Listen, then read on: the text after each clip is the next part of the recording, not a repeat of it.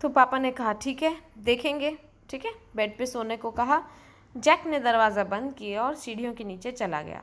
Clear जो उनकी पत्नी है, उन्होंने पुराने न्यूज़पेपर्स फैला दिए हुए थे ताकि पेंट ज़मीन पे फ्लोर पे ना लगे, पेंट के डिब्बे अगर खोलें तो पेंट ज़मीन पे ना लगे।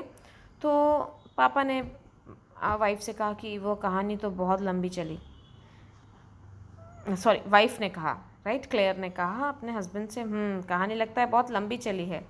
लेकिन जैक ने महसूस किया कि वह एक भद्दी सी बीच की स्थिति में फंस गया था, राइट। वो कुछ भी कहना या करना नहीं चाहता था क्योंकि उसे ऐसा लग रहा था कि कहानी ख़त्म करने चक्कर में उसने अपने बेटे के बहुत सारे ऐसे सवालों के जवाब सेटिस्फाई पूर्वक नहीं दिए, ठीक है।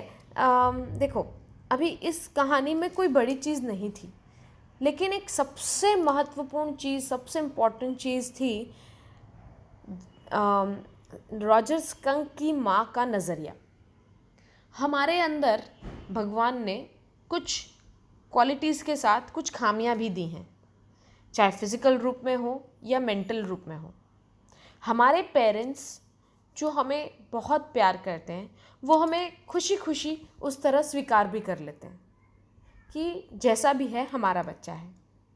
अचानक उन चीज़ों में कुछ बदलाव अगर आ जाए तो सबसे ज़्यादा दुख हमारे पेरेंट्स को होगा, क्योंकि वो चाहते हैं दिल से कि दुनिया उनके बच्चों को वैसे ही स्वीकार करे जैसे कि जैसे कि वो हैं, ना कि कोई नकली चीज़ लगाकर, कोई मुखौटा सा लगाकर उनके बच्चों को एक्सेप्ट किया जाए सोसाइटी में।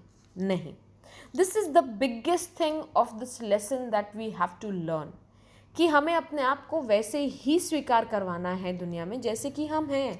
कोई अगर हमें चेंज करवाए, आर्टिफिशियल बनवाता है हमें और फिर कहता है कि तुम ऐसे करो तो सोसाइटी में तुम्हें लोग पहचानेंगे, या तुम थोड़े और अच्छे कपड़े पहनो तो तुम्हें लोग पहचानेंगे, वो गलत है।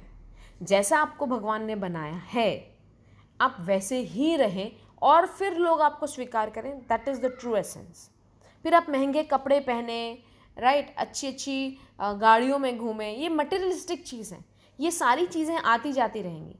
लेकिन आप दिल से एक इंसान कैसे हैं, आपका नेचर कैसा है, आपका स्वभाव कैसा है, अगर आप उस चीज़ पे ही बने रहेंगे, राइट, अगर आपका कलर थोड़ा डार्क है, आप सोचेंगे मैं क्रीम लगा लगा के गोरा हो जाऊं ताकि लोग मुझे पहचानें, मुझे स्वीकारें, राइट, दैट इज़ रॉन्ग। कुछ ऐसा करो कि आप जैसे हैं लोग आपको वैसे ही स्वीकारें, क्योंकि अगर आप खुद को ऐसी स्थिति में अगर चेंज करते हैं तो सबसे ज़्यादा जो दुख है वो आपके पेरेंट्स को होगा। Okay, so this is the end of the chapter.